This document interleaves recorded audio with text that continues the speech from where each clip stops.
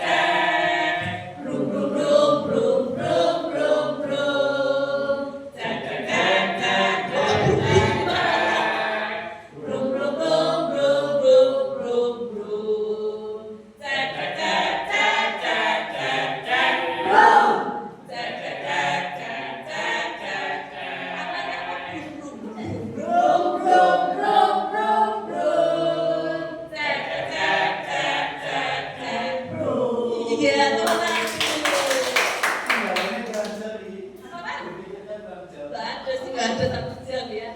Saya itu penasaran kenapa Pak Marianto dari tadi jelas-jelas kelompok cek ya Pak ya. Jangan-jangan Pak Marianto ingin join ke sini. Iya. Iya Pak. Terima kasih Bapak Ibu guru hebat luar biasa. Kita akan mulai diseminasi kita pada siang hari ini. Monggo kita. Ya, bisa dilanjut.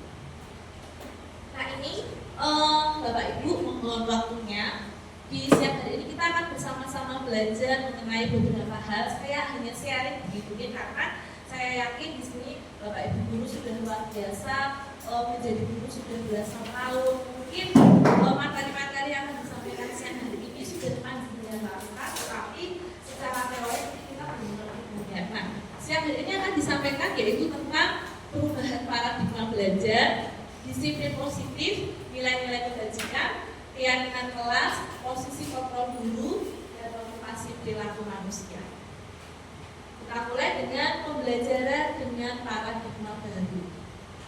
Ya, kita semua tahu bahwa di kurikulum merdeka ini pembelajaran kita diarahkan supaya bisa mencapai karakter siswa sesuai dengan profil pelajar Pancasila.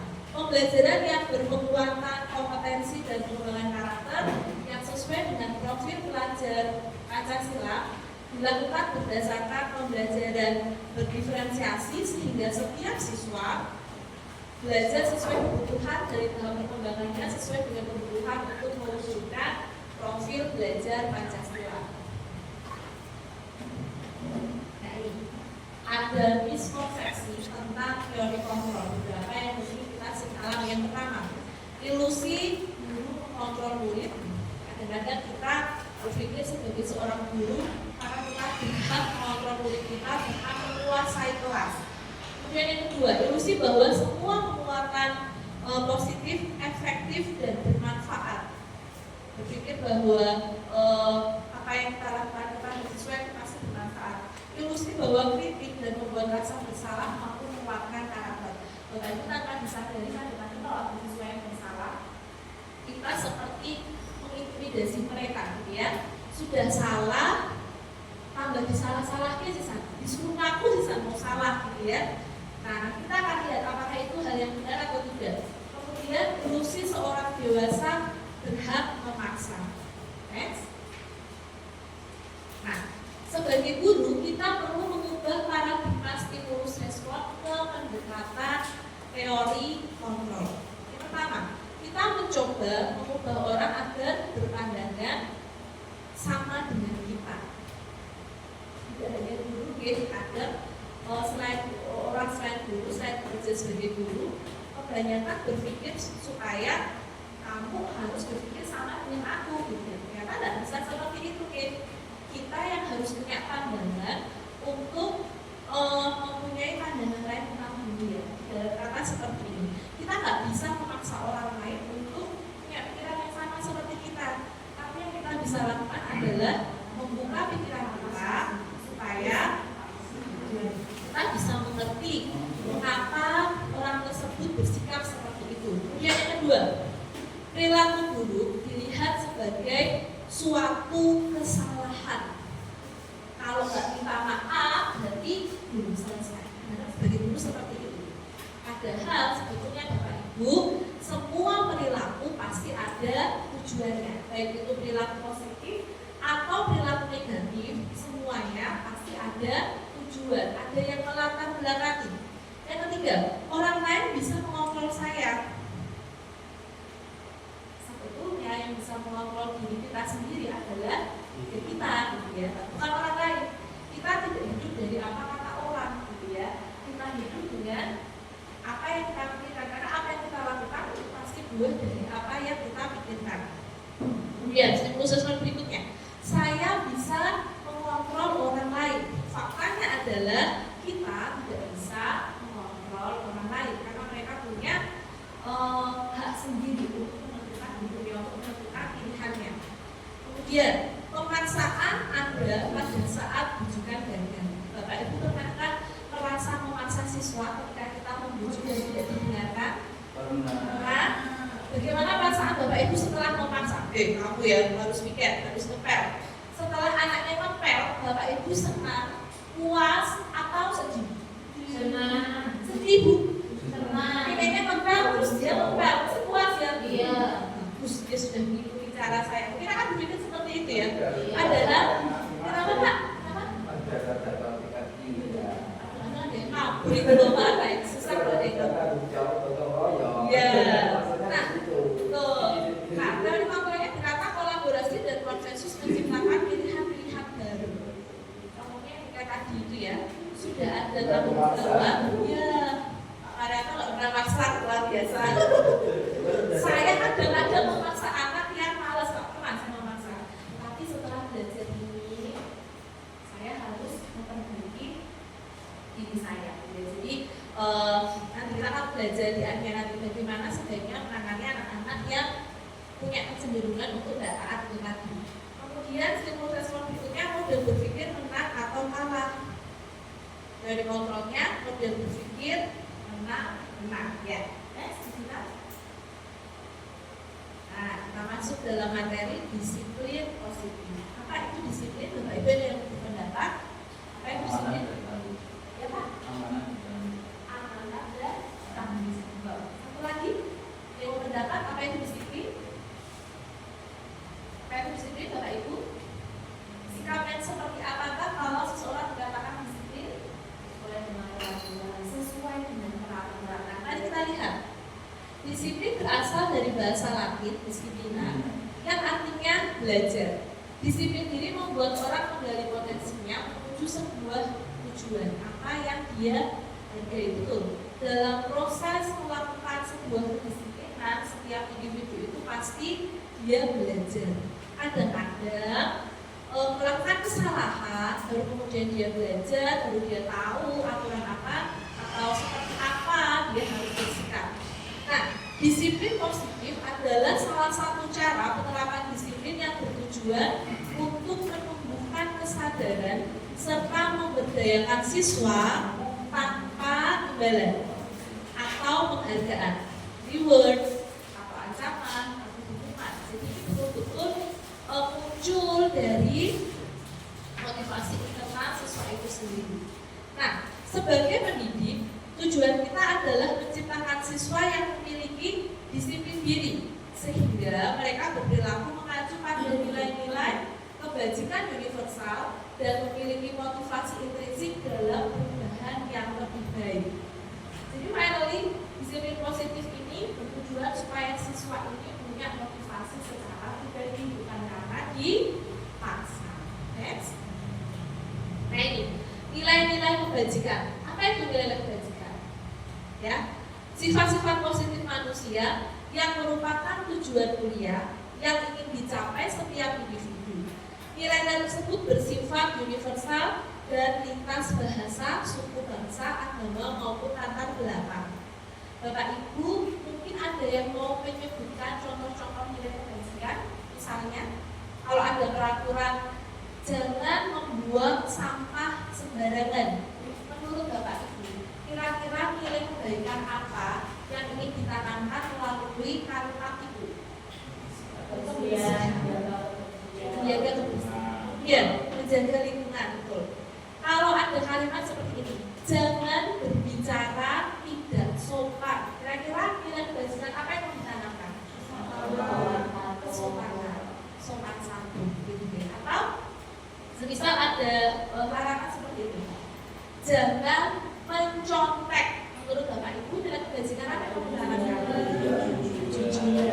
Nah, nilai-nilai kebajikan seperti inilah yang sebetulnya kita perlu tanamkan kepada siswa kita. Tertuliskan di situ nilai-nilai kebajikan yang ingin dicapai oleh setiap anak Indonesia kita kenal dengan profil pelajar Pancasila. Adalah ini belajar Pancasila, beriman dan bertakwa pada Tuhan yang Esa dan berakhlak mulia. Oke, sampai di situ. Beriman, bertakwa kepada Tuhan yang Maha Esa.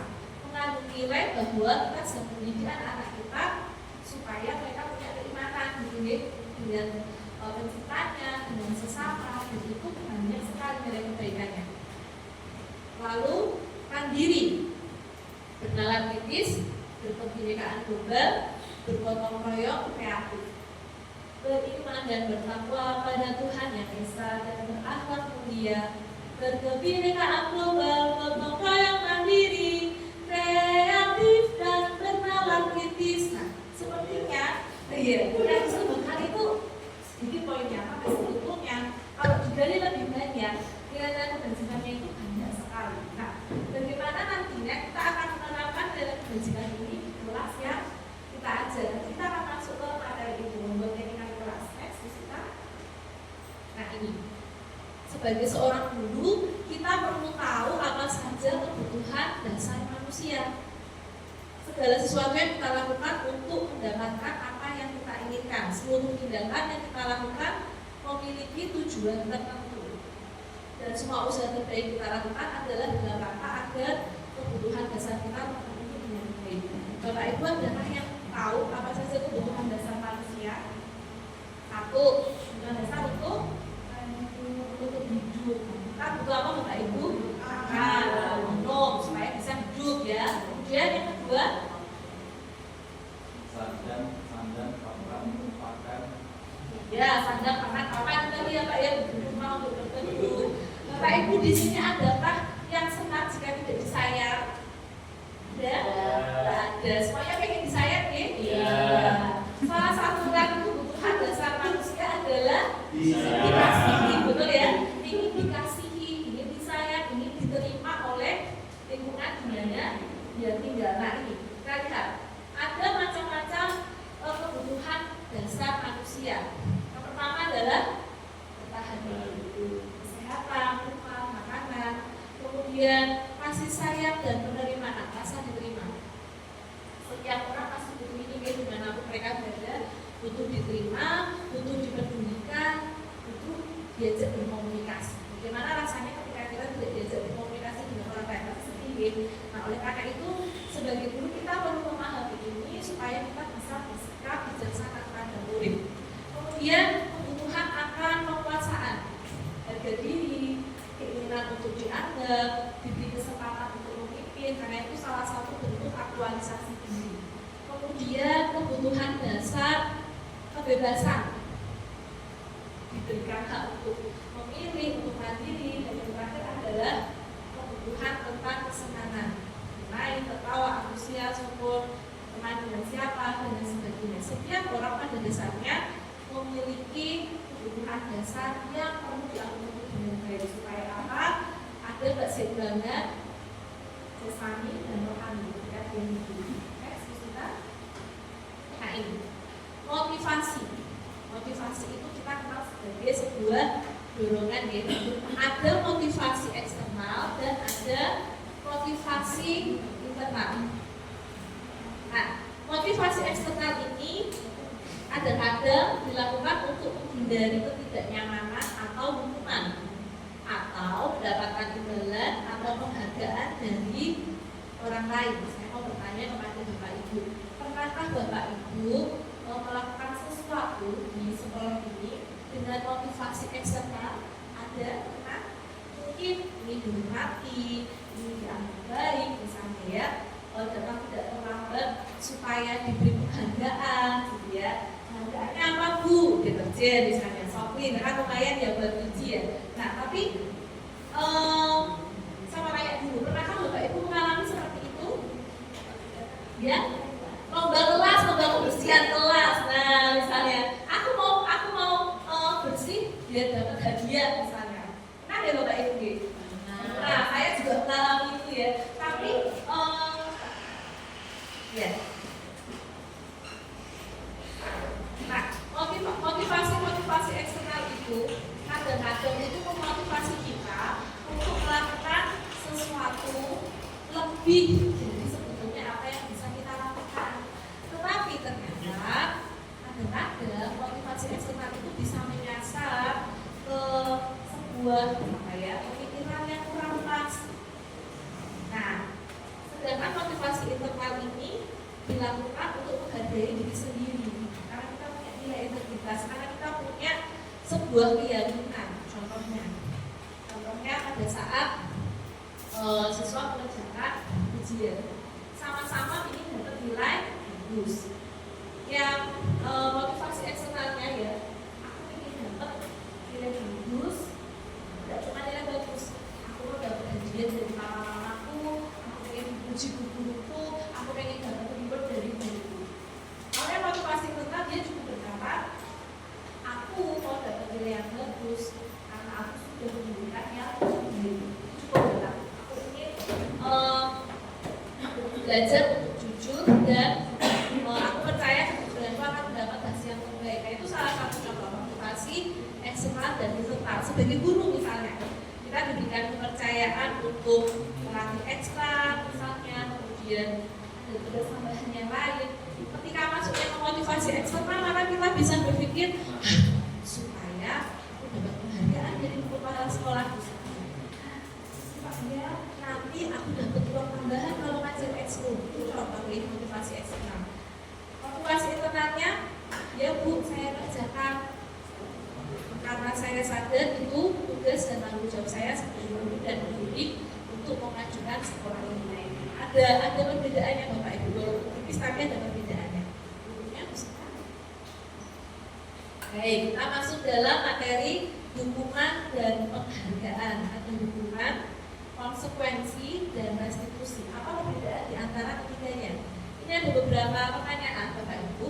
Monggo Bapak Ibu menentukan ini termasuk dukungan atau termasuk konsekuensi. Saya akan bacakan.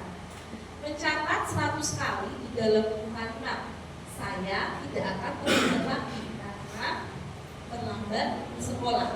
Dukungan atau konsekuensi? Dukungan. Baik. Iya, dijawab lagi Pak. Ya. Lari mengelilingi lapangan basket 2 kali karena terlambat hadir di sekolah. Dukungan atau konsekuensi? Dukungan. Murid diminta untuk push up 15 kali karena tidak menggunakan masker ke sekolah. Baik. Menggantikan kertas tugas teman yang telah dicoret-coret. Konsekuensi. Membersihkan tumpahan air di meja tulis karena tersenggol pada saat belajar. Ya. Murid disuruh untuk mengenakan sepatu seharian di sekolah karena tidak mengenakan sepatu hitam. Konsekuensi atau hukuman? Ayo. Konsekuensi. Lari mengelilingi lapangan basket 2 kali karena terlambat 10 menit untuk pelajaran PJUK. Hukuman atau konsekuensi? Hukuman. Mari kita lihat jawabannya. Iya, luar biasa. Walaupun agak kepotong, nggak apa-apa. Tepuk tangan untuk Bapak Ibu semuanya. Ada hukuman, ada konsekuensi dengan macam-macam kasus yang diberikan. Konsep disiplin dengan identitas. Biasanya hukuman yang diberikan kepada siswa itu bagi mereka yang mendapat hukuman, bagi mereka yang menerima hukuman, ada rasa menyakitkan. Kok aku minta melakukan yang aku tidak mau, gitu ya? Hatinya sakit, hatinya terluka. Kemudian ada rasa tidak nyaman, siswa menjadi tidak nyaman. Maka kita menemui siswa yang hari ini dihukum, lalu besoknya nggak nyaman, terus tidak nyaman sekolah. Nah, Bapak Ibu, tidak pernah, tidak pernah. Luar biasa. Kalau tangan ibu, ya luar biasa. Ternyata muridnya mintanya baja semua ya. Hari ini dihukum sisuk untuk makan, buat salah lagi berangkat lagi. Luar biasa, ya. Luar biasa. Muridnya tetap berangkat dengan sukacita, dia tidak takut. Luar biasa. Nah, biasanya yang diberikan hukuman ini juga murid menjadi takut. Hukuman ini bersifat memaksa. Karena takut ada hukuman, kadang-kadang ada murid yang menyembunyikan kesalahan. Contohnya, misalnya ya,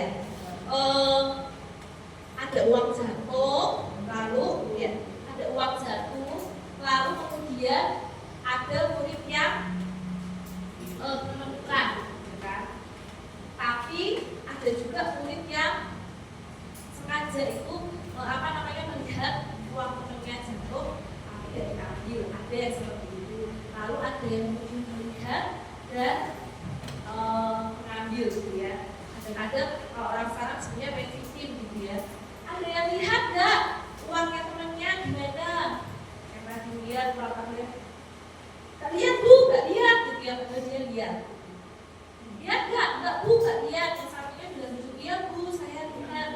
Gimana? Itu Bu diambil sama si A yang ternyata bilang nggak lihat itu kan. Kadang-kadang karena takut dihukum, seseorang menyembunyikan kesalahan. Bukan anak-anak ya, kadang-kadang orang dewasa juga seperti itu. Tapi kita perlu belajar bahwa hal ini bukanlah hal yang baik. Kemudian murid menjadi rendah diri. Kadang-kadang ada guru juga saya temui yang menghukum siswa di depan siswa yang lain.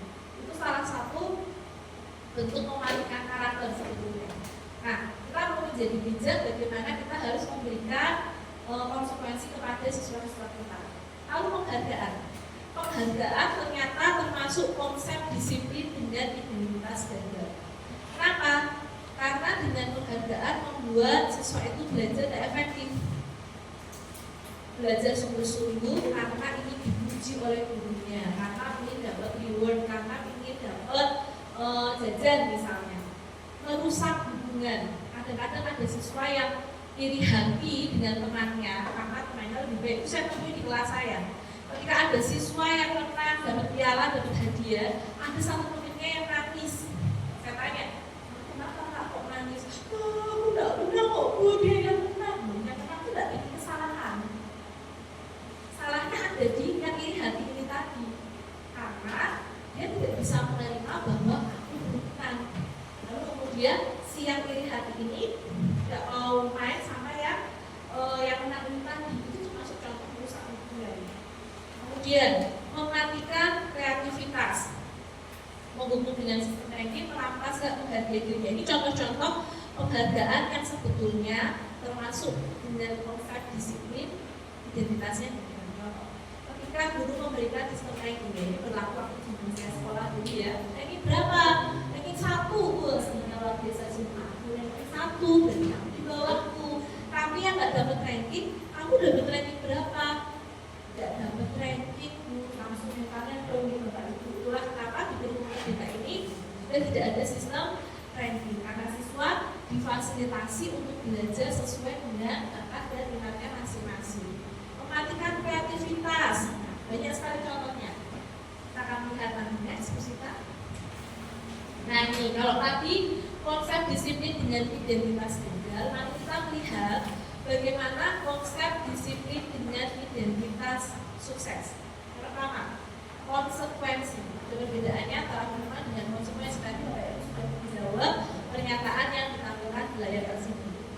Konsekuensi itu penguatan jangka pendek, perlu monitoring berkelanjutan, stimulus respon, murid menghormati peraturan, kehilangan waktu untuk mengurangi kesalahan. Ada perbedaannya hukuman dan konsekuensi. Kalau hukuman itu bersifat mengintimidasi sesuatu ya. Kalau konsekuensi itu dia tahu kesalahannya dan dia tahu untuk memperbaiki kesalahan itu apa. Jadi lebih to the point ya daripada yang hukuman tadi. Lalu restitusi, ya restitusi. Ada yang pernah mendengar tentang restitusi Bapak Ibu? Ya, apa ini hal baru? Tadi. Iya ya. Mungkin ada yang sudah masuk ke pembelajaran mandiri PFM tentang restitusi. Nah, saya mengulik sebentar aja deh. Nah ini, apa sih keuntungan dari restitusi? Nanti kita akan belajar restitusi itu apa. Restitusi membuat murid bertanggung jawab atas perilakunya, fokus pada pemecahan masalah jangka panjang, murid menghormati dirinya dan orang lain. Murid belajar bahwa dia memegang kontrol atas dirinya, murid bersemangat memperbaiki kesalahan. Murid tak perbedaannya gimana? Hukuman, konsekuensi, dan restitusi. Ya. Kalau hukuman tadi sepertinya sepihak ya, woi, kamu salah, silahkan lari 10 kali, keliling lapangan. Kalau konsekuensi masih benar ya, kamu ngerti nggak salahmu apa? Terus yang kamu lakukan untuk memutuskan salahmu apa? Nah, masih seperti ada yang menghakimi ya. Kalau restitusi, nanti kita akan belajar seperti restitusi. Ada proses di situ, di mana anak tidak dihakimi, tetapi anak diajak berkomunikasi untuk menyadari kekeliruan apa yang mereka buat. Kemudian ada seperti kalau saya bilang seperti penghiburan dari buku ya, membuat anak belajar bahwa semua orang itu pernah salah loh. Oke, dan kesalahan itu apa yang kamu bisa perbaiki. Nah ini kita akan belajar lebih dalam tentang konsep disiplin pendekatan restitusi, yaitu sebuah cara menanamkan kedisiplinan positif pada murid. Apa itu restitusi? Bapak Ibu bisa melihat supaya nggak saya terus yang bicara. Bapak bisa bantu saya membacakan apa itu restitusi. Pengertian restitusi. Restitusi adalah proses menciptakan kondisi bagi murid untuk memperbaiki kesalahan mereka sehingga mereka bisa kembali pada kelompok mereka dengan karakter yang lebih kuat. Terima kasih. Jadi restitusi ini ujung-ujungnya adalah hal positif yang dilakukan di Bapak Ibu. Mereka tahu kesalahannya, mereka bisa memperbaiki, mereka diterima lagi di kelompoknya. Apa saja ciri-ciri restitusi? Yang pertama, bukan menebus kesalahan. Itu yang konsekuensi tadi ya, kalau menebus kesalahan, namun belajar dari kesalahan. Sampai kadang-kadang ada kejadian-kejadian yang kita nggak bisa menebus kesalahannya, tapi kita belajar dari kesalahan itu dan bagaimana caranya kita nggak mengulang kesalahan yang sama. Dengan restitusi itu memperbaiki hubungan antara pelaku dengan korban, memperbaiki hubungan pasti. Kemudian restitusi itu memberikan tawaran, bukan paksaan seperti tangan besi yang memaksa, bukan, tetapi ada komunikasi di situ, ada tawaran di situ. Menuntut untuk melihat ke dalam diri, merefleksikan. Yang aku lakukan ini sudah benar atau belum? Kalau belum, kira-kira seperti apa yang benar? Lalu bagaimana aku melakukannya? Mengajak siswa untuk berpikir ke arah sana. Mencari kebutuhan dasar yang mendasari tindakan. Jadi restitusi ini menggali lebih dalam latar belakang ya, ada tanya kenapa sih ini murid ini bersikap seperti ini. Sama hal ini bisa berlaku antar guru B. Kenapa sih ibu A atau bapak B ini kok bersikap seperti ini? Kadang-kadang kita perlu belajar mengenali lawan bicara atau rekan kita apa hal-hal yang mendasari mereka melakukan itu. Kemudian fokus pada karakter, bukan tindakan. Menguatkan dan fokus pada solusi, bukan menghakimi. Nah ini secara garis besar perbedaan hukuman, konsekuensi dan restitusi. Hukuman tidak berencana ya, kalau terlambat datang, kamu terlambat, cepat keluar kelas, berdiri semenjak di depan. Ada rencanaan push up, Bapak Putra ya, berapa kali Pak? 10 kali. Oh 10 kali, kira 50 kali ya. Terlambat push up ya. Kalau konsekuensi itu terencana, disepakati sesuai aturan. Nah, sudah tahu kan kesepakatan kita kemarin kalau terlambat harus apa anak-anak. Nah, mereka tahu konsekuensinya. Nah, kalau restitusi menciptakan kondisi bagi murid untuk memperbaiki kesalahan. Tidak hanya dikatakan kamu salah, kamu harus apa, tapi ada proses komunikasi di sini. Hukuman murid tidak tahu apa yang akan terjadi, tidak dilibatkan, hanya sepihak saja. Bersifat satu arah. Guru biasanya kita belajar dalam proses kegiatan belajar mengajar. Bisa berupa hukuman fisik atau hukuman psikis. Kalau konsekuensi, murid tetap dibuat tidak nyaman, dia tahu dia salah. Sikap guru selalu memonitor murid, dipantau kayak CCTV ya Bapak Ibu ya, dipantau. Ngapain aja sekarang ngapain lagi gitu ya. Nah itu konsekuensi. Proses dalam restitusi ada proses kolaboratif yang mengajarkan murid untuk mencari solusi sendiri. Ada komunikasi dua arah antara guru dan siswa.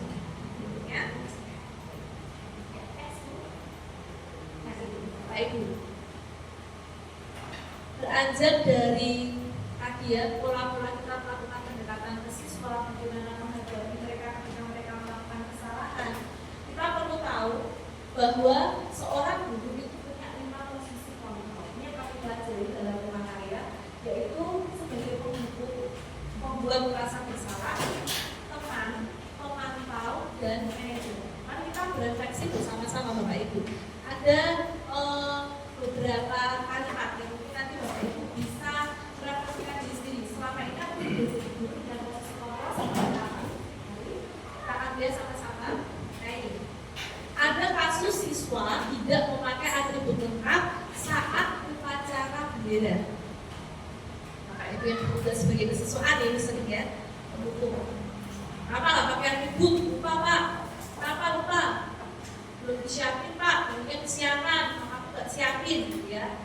Seorang hukum akan berkata hormat pada bendera 1 jam, yaitu jam siang untuk saya 15 atau 30 menit mungkin sudah cukup ya. Hormat pada bendera 1 jam, itu perannya sebagai seorang hukum, sebagai membuat merasa bersalah. Kayaknya aku gitu ya, tapi dikit gitu ya di sini tuh. Nah, kalimatnya kira-kira seperti ini. Berapa kali Bapak Ibu harus memberitahu kamu selalu saja mengecewakan. Kayaknya halus ya, tapi dengan kata mengecewakan. Di sini terus ya, aku harus menjual Bapak itu. Mungkin sebentar besar. Bentuknya kalimat yang diucapkan oleh seorang teman. Ayo dong, ikutin aturan sekolah. Sepertinya halus ya berkata, tolong. Tapi lihat sambungan, tolong bantu Bapak Ibu ya sekali ini. Ya sudah, tidak apa-apa. Tapi lain-kali jangan sampai berbuat seperti ini lagi ya. Nanti Bapak Ibu dimarahin sama kepala sekolah. Endingnya apa? Menguntungkan satu pihak saja ya. Sepertinya halus, tapi ternyata kurang baik juga untuk siswa. Kemudian sebagai pemantau, kamu sudah melanggar peraturan sekolah, kamu tahu konsekuensinya. Setelah upacara, kamu diadukannya ke operasi dan jangan diulang lagi. Nah, ini yang sering terjadi di sekolah kita ya Bapak Ibu. Ayo, yang tidak punya atribut, pergi ke operasi, beli atribut. Ya. Nah, kadang-kadang apa saja kita melakukan fungsi itu. Kalau fungsi yang terakhir yaitu sebagai kenapa Pak? Nggak sadar ya. Nggak sadar ya Pak ya. Saya juga waktu belajar materi saya belum ngomong. Ternyata selama ini yang kami lakukan, yang kita lakukan, yang saya pribadi lakukan ternyata belum pas, ternyata belum tepat. Kenapa terlambat? Tadi ada murid saya ya. Saya sudah mulai pembiasaan literasi. Murid saya baru datang diantar ibunya. Ibunya anaknya misek-misek, lalu ibunya datang, Bu maaf, anak saya terlambat. Iya Bu, ada apa? Anak saya kesiangan Bu, tangannya habis dipukulin sama bapaknya sampai abu, sampai buta gitu ya. Nah, sebagai seorang guru, ketika ada murid datang seperti itu, kesepakatan di kelas kami adalah ketika ada siswa yang datang terlambat, maka dengan kesadaran dia akan menuliskan tidak 100 kali Bapak Ibu, hanya 5 kali. Saya janji datang atau hanya 5 kali, beda dari 100 kali tadi. Tapi karena saya melihat anak ini sudah nangis, isek-isek seperti itu, masuk kelas ya enggak mungkin dia saya suruh tulisin Bapak Ibu, maka saya dudukkan dia, saya ajak dia untuk bicara sebagai seorang teman. Dan pada akhirnya anak ini bercerita kenapa dia kesiangan, kenapa dia sampai datang terlambat ke sekolah. Kadang-kadang ada kondisi di mana kita harus bisa mengakomodir kejadian yang menimpa siswa kita.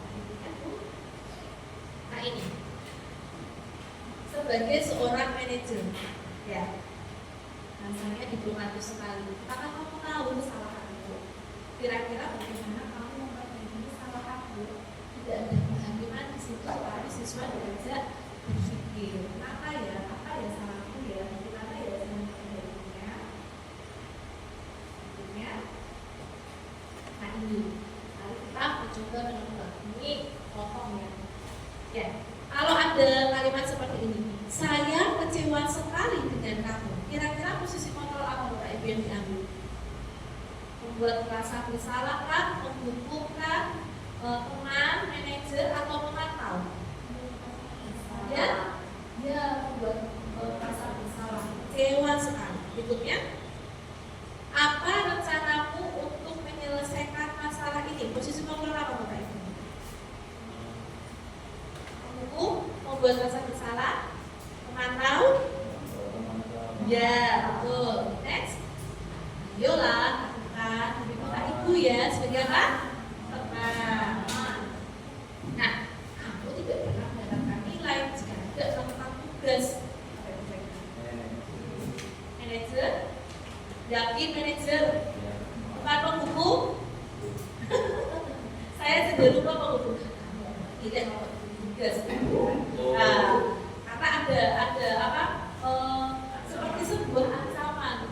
gawe tugasnya untuk biji. Jadi membuat tugas bukan karena kesadaran, tapi karena dapat nilai. Berikutnya, keyakinan kelas. Hal yang sangat penting. Saya tadinya berpikir sebelum mengikuti pendidikan guru penggerak ini, keyakinan kelas itu ya peraturan kelas. Ya kalau Bapak Ibu lihat, kita bisa diarahkan ke sini di sebelah kanan ini di kelasnya Bu Vivi. Di sana ada peraturan ruang kelas. Kemudian di sisinya ada harapan kelas kita di dalam kelas. Sepertinya hampir mirip, tapi bahasanya berbeda. Saya bisa ke sini, kita lihat di sini. Jaga kebersihan ruang kelas kita. Ini peraturannya. Kemudian mari membantu apapun kita bisa. Lalu kembali barang pihak yang tepat. Bicaralah dengan guru jika kamu memiliki masalah. Mari lakukan yang terbaik. Nah, ini kalau setelah saya belajar guru penggerak, ternyata yang ditulis Bu Vivi ini bukan peraturan menurut saya ya. Walaupun ada kalimat perintah di situ. Mari bicaralah. Tapi ini sebetulnya sudah masuk di keyakinan kelas. Sebelahnya, harapan kelas kita. Di dalam kelas kita bersikap baik dan jujur. Ada nilai yang bahkan sudah tersampaikan dalam kalimat itu. Kita saling menghormati, kita saling mendengarkan, dan lain sebagainya. Nah, sebelum saya ikuti pendidikan ini, ketika saya buat peraturan jangan buang sampah sembarangan, saya pikir itu sudah kesepakatan, sudah selesai. Ternyata setelah saya mengikuti ada perbedaan di situ. Peraturan itu bahasanya lebih kepada larangan ya, tapi kalau keyakinan itu lebih bersifat universal dan dibuat dalam kalimat positif. Walaupun beberapa waktu saya belajar kepada anak saya misalnya, kakak jangan lari-lari. Nah, ternyata kata jangan itu tidak bisa ditangkap oleh otak kita ya, lebih akan sudah ditangkap ketika menggunakan kalimat positif. Kata jangan lari-lari bisa berubah menjadi kakak jalan saja, lebih mudah. Jalan pelan-pelan. Kak, jangan bicara kotor misalnya. Jangan bicara kotor. Secara penelitian ternyata otak manusia susah untuk menangkap kalimat itu, lebih mudah bicara sopan. Nah, itu bedanya di situ. Kita kan dia sama-sama. Keyakinan kelas bersifat abstrak, berupa pernyataan universal, dibuat dalam pernyataan positif, sedikit saja agar mudah diingat, sesuai dengan kondisi kelas dan sekolah hingga mudah diterapkan, dan semua warga sekolah dilibatkan saat membuat keyakinan kelas. Ini yang saya lakukan di kelas saya beberapa hari yang lalu, yaitu membuat keyakinan kelas dan memberikan pengertian kepada siswa dari peraturan menjadi keyakinan, lalu mereka belajar nilai apa yang terkandung dari keyakinan tersebut. Contohnya kesepakatan kelas.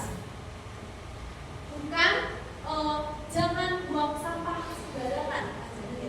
Bisa dibuat menjadi kalimat positif, terjaga kebersihan atau jadilah kebersihan. Disiplin dan tepat waktu, luas sekali. Jangan terlambat. Jangan banyak sekali, dilarang banyak sekali ya. Mereka itu kurang efektif untuk diingat oleh siswa. Saling tolong-menolong, berkata sopan, saling menghormati. Ini contoh kesepakatan kelas sudah dengan nilai-nilai apa yang bisa diambil oleh siswa dari kesepakatan tersebut.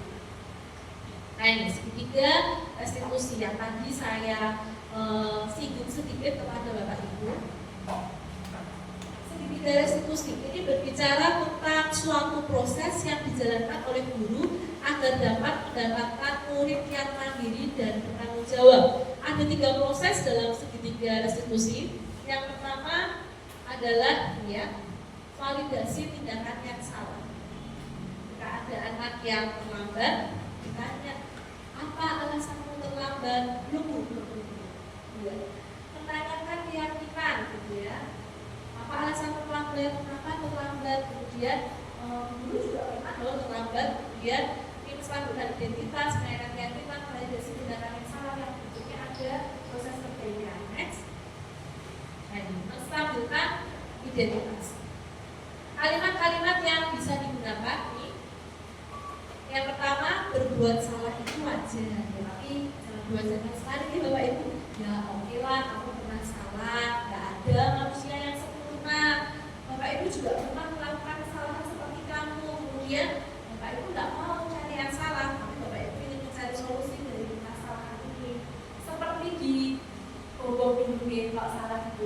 Oke, ya, melakukan kesalahan. Oke. Iya Pak. Oh, cinta ke. Ya Pak sudah Pak. Ya diri itu oke, kamu melakukan kesalahan. Masalah loh, Bapak Ibu juga akan terlambat. Tapi nggak selesai sampai di situ, jangan ditinggalkan kesalahannya. Berikutnya Bu. Nah, validasi tindakan yang salah. Setelah biar nggak terpuruk gitu ya, kalimat seperti ini. Kamu pasti punya alasan melakukan itu. Jadi anak-anak tahu apa sih alasan melakukan itu. Atau seperti ini. Padahal kamu bisa melakukan yang lebih baik ya dari ini. Nah, lalu kamu patut bangga karena telah melindungi sesuatu yang penting buatmu. Di situ ada validasi tindakan yang salah. Kemudian kamu melakukannya pasti mempertahankan sesuatu yang penting bagimu. Jadi, manusia wajar berbuat kesalahan. Lalu kemudian diarahkan untuk kenapa kamu melakukan itu? Ya, why? Kenapa kamu melakukan itu? Pasti ada alasannya. Dia akan berpikir kritis di situ. Kenapa ya? Kok aku tadi kok itu? Kok aku tadi tendang kocokku? Kok aku mau merokok di kelas? Kok aku mau nyolong duitnya kocokku misalnya? Dia akan diajak berpikir. Kemudian berikutnya menanyakan keyakinan. Oke, kamu tahu ya, merokok itu tidak sesuai dengan kesepakatan kelas kita. Lalu apa keyakinannya? Ajak murid kita untuk mengingat keyakinan yang sudah dibuat. Nilai-nilai apa yang sudah disepakati bersama? Seperti apa gambaran sebuah kelas yang ideal menurut kamu? Kamu ingin jadi orang yang seperti apa? Jadi itu ada proses tidak yang menyalahkan dan menghakimi, tapi ada proses untuk dia merasa, oh aku mau seperti ini gitu ya. Oh aku sudah tidak tepat kalau melakukan ini. Jadi keyakinan apa yang aku sudah tambah, lalu gimana aku memperbaiki? Saya berikan gambaran sedikit bagaimana melakukan praktek segitiga restitusi.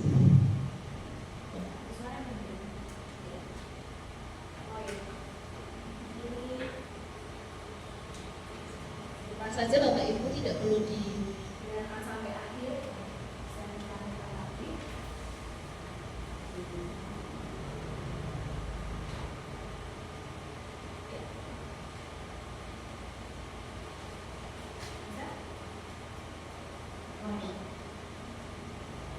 Ya, saya ceritakan saja garis besarnya. Ini adalah penerapan segitiga restitusi yang saya lakukan pada murid saya. Karena dia terlambat datang ke sekolah. Ya, suaranya nggak tampil, nggak apa-apa. Nanti saya akan bagikan slide-nya supaya Bapak Ibu bisa mendengarkan percakapan kami. Siswa yang terlambat datang ke sekolah ini saya panggil, kemudian saya ajak berkomunikasi. Kenapa dia terlambat? Lalu apa alasannya dia terlambat? Lalu mengajak dia berpikir keyakinan kelas apa yang tidak ditaati ketika melakukan itu, dan akhirnya dengan motivasi intrinsik, siswa menyadari kesalahannya dan memberikan solusi untuk memperbaiki itu. Ya, saja Bu Sinta. Ya, ini contoh yang kedua.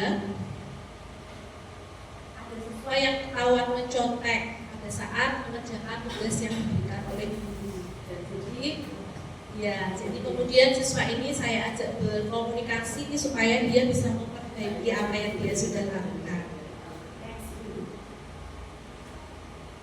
Baik, Bapak Ibu, kita sampai di refleksi pembelajaran pada sore hari ini. Mungkin beberapa teman bisa membantu saya untuk menjawab pertanyaan ini. Yang pertama, hal baru apa yang mengubah paradigma saya yang saya dapatkan? Bapak Ibu ada yang mau menjawab? Ya, monggo Pak. Ya, bisa maju sih Pak. Biar terekam. Bismillahirrahmanirrahim. Assalamualaikum warahmatullahi wabarakatuh. Nah, kami akan mencoba membantu merefleksikan apa yang disampaikan oleh Bu Rizky. Tapi sebelum kami membantu, semua yang dipaparkan oleh CBB 3 CBB ini hampir mirip buku yang ditulis oleh Ari Dinanda yang judulnya Intense Stability Quality atau ESQ, Emosi Sekedar Passion, yang salah satunya adalah mengenai 5 kontrol diri dan segitiga restitusi meyakinkan sebuah keyakinan itu hampir mirip, dan mungkin dari referensi ini salah satunya adalah di dalam buku itu. Hasil refleksi yang diperankan oleh beliau Bu Risti selama kami mengikuti pemaparan ini, jelas kami berposisi sebagai pemantau. Tapi hasilnya salah satunya adalah ternyata yang lebih bisa kita jadikan sebagai manajemen itu untuk mengatur jalannya sebuah pembelajaran. Ternyata kita ini harus fokus kepada manajer and manajemen, karena dari sekolah nanti pembelajaran kontrol diri, kontrol siswa itu ternyata lebih enak kita pakai sebagai posisi seorang manajer. Itu yang bisa kami sampaikan Bu Risti. Selamat, sukses selalu. Dari kami kurang lebihnya mohon maaf. Assalamualaikum warahmatullahi wabarakatuh.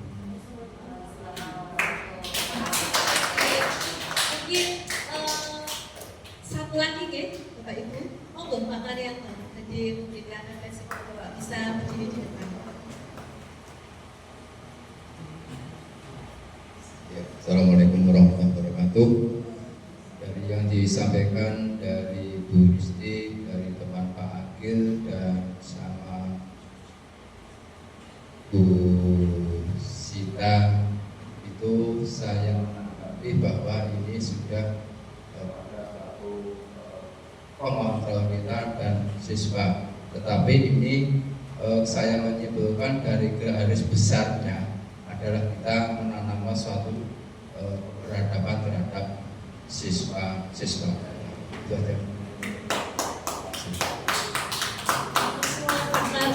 Monggo yang bisa menyampaikan refleksi. Tangan dulu Bapak Ibu.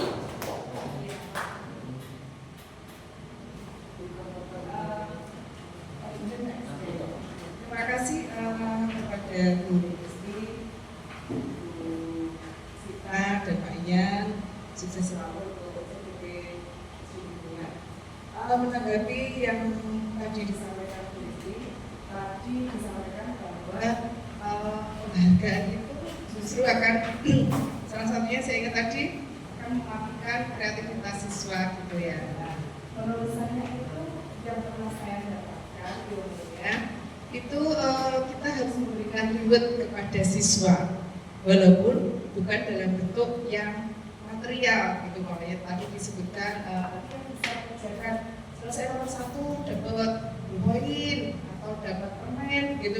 Nah, sebuah penghargaan bisa dengan seperti tadi tangan sudah bisa menjawab gitu. Nah, terus atau mungkin kalau saya sewaktu jadi guru itu rewardnya yang dapat nilai 100 itu di sana di belakang itu ada kotak-kotak begitu ya, itu sesuai dengan namanya, dia dikasih foto. Nah, yang dapat nilai 100 itu saya kasih bintang, nanti dalam 1 bulan bintang yang terbanyak itu siapa, nanti ada ikut lagi gitu. Nah, jadi memberikan semangat kepada anak-anak. Jadi kalau menurut saya tadi kalau memberikan penghargaan itu banyak sekali tadi ada mematikan kreativitas yang saya tangkap karena tadi sambil jalan-jalan itu sepertinya itu nggak pas gitu.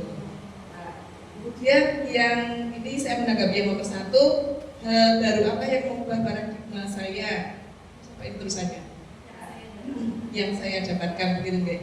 Nah, terima kasih kepada CGP yang sudah memberikan materi ke kita semuanya bahwa kita harus tadi disiplin positif gitu. Nah, mendisiplinkan anak secara positif. Artinya begitu ya, Bu Risti. Tidak harus dengan cara kekerasan, tapi banyak cara yang bisa kita lakukan. Nanti ada sebagai teman, ada sebagai manajer, sebagai pemantau begitu. Nah, Bapak Ibu bisa kondisikan kira-kira dengan kekeliruan ataupun kesalahan anak-anak tadi kita sebagai apa, bisa menempatkan diri di saat anak-anak itu punya kesalahan. Tentunya kesalahan itu kan setiap anak tentunya akan berbeda-beda. Nah, Bapak Ibu bisa menjadikan guru itu di posisi sebagai pemantau, sebagai teman, atau sebagai manajer. Mungkin itu saja Bapak Ibu, tolong karena anak-anak itu adalah generasi penerus kita, tolong untuk diopeni karena kita itu sudah menjadi guru, sudah panggilan jiwa ya. Gak ada yang terpaksa lah Bapak Ibu yang di sini jadi guru. Aku di sini berdone disuruh sama ayahku, aku jadi guru, yo nek bangane aku dimarahin akhirnya ya tetap ikutan guru gitu. Sepertinya sudah menjadi panggilan kita ya Bapak Ibu, maka kita openi anak didik kita sebaik mungkin dengan mendisiplinkan dengan cara yang terbaik, bukan melalui hukuman, tetapi banyak cara yang bisa kita lakukan tadi seperti yang sudah disampaikan oleh teman-teman. Terima kasih, itu Bu Risti.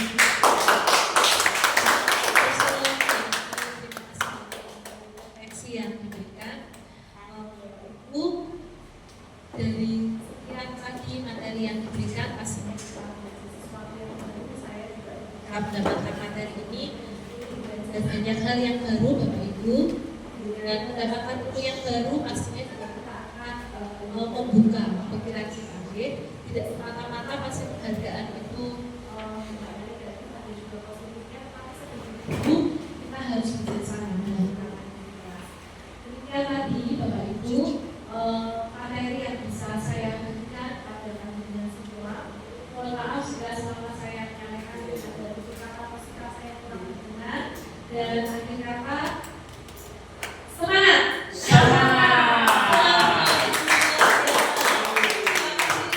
Dan mengikuti sampai sore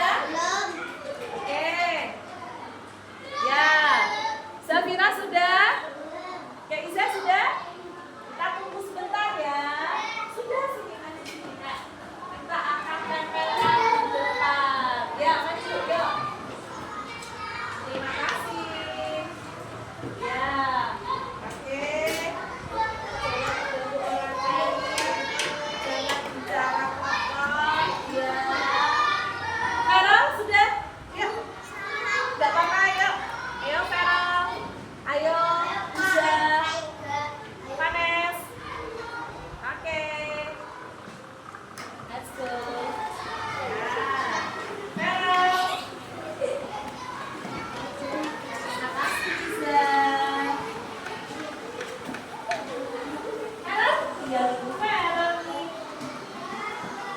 Thank you, Vera.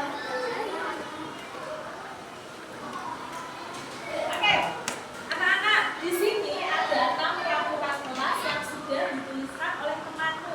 Nah, kita akan membuat keyakinan kelas bersama-sama. Kalau Vera menuliskan di sini, jangan datang terlambat. Berarti artinya kita harus datang apa? Gibran, kita harus datang apa? Datang tepat waktu. Betul, datang tepat waktu. Gibran tulis ya. Oke, terus jangan buang sampah sembarangan. Artinya kita harus membuang sampah di mana? Tempat sampah. Ya, membuang sampah di tempat sampah. Ozola tulisnya. Lalu jangan makan di kelas. Berarti makannya di mana? Makan di luar. Makan di mana? Yang keras, Faiz? Makan di luar. Oh iya, makan di luar kelas. Tulis Kak di sini. Jangan berbicara kotor. Artinya berbicaranya harus Berbicara sopan. oh iya, bagus Syakira. Tuliskan Kak. Berbicara sopan. Terus ada lagi, jangan bicara saat guru menjelaskan. Berarti harus apa? Mendengarkan saat guru Ya, menjelaskan. mendengarkan saat guru menjelaskan. Kak Fisya nulis di sini. Lalu berikutnya ada jangan mengganggu orang lain. Jadi kita harus apa? Menjaga kelas kita ya juga. Menjaga ketenangan Ya, menjaga ketenangan kelas. Oke, silakan dituliskan. Kalau sudah ditempelkan. Sini Faiz tempel di sini. Makan di luar. Nah, di sini Udah. ya. Udah Bu. Ya, bos kita. Oke, terima kasih Zola.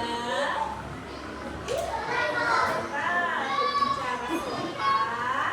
Terus, oke, terima kasih Bidan. Lalu, siapa lagi? Tafisya, Arjuna. Oke, kita tunggu ya teman-teman ya. Yuk. Sudah, Pak? Sudah, Jun? Oke, tulisin dulu. Tafisya dan Arjuna. Ini Tafisya, kita kumpulkan ya. Lari, lari, lari. Ya, biar semangat. Oke. Sudah? Terima kasih. Oke deh, kita sudah membuat keyakinan kelas kita anak-anak. Sekarang, yuk, Bu Rizky mau mengajak anak-anak berpikir. Kira-kira nilai kebaikan apa yang terkandung dalam keyakinan kelas kita? Yang pertama, datang tepat waktu ke sekolah. Nilai kebaikannya apa, Nesya? Yang keras Kak, yang keras? Oh iya, disiplin dan tanggung jawab. Dituliskan di kursi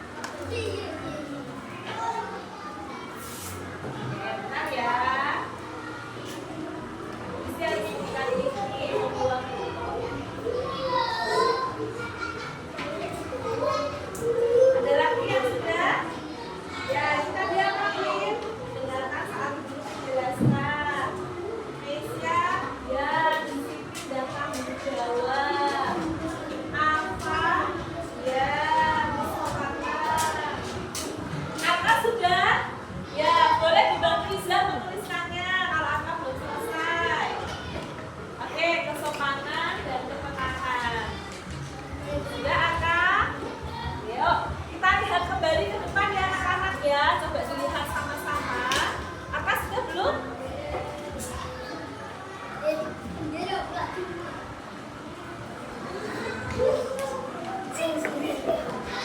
kita tuliskan. Boleh?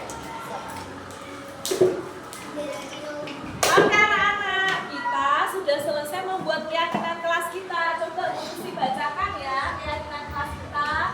Datang tepat waktu ke sekolah. Nilai apa yang kita belajar? Disiplin dan tanggung jawab. Membuat sampah di tempatnya, kita sudah menerapkan nilai apa Farisa? Ya.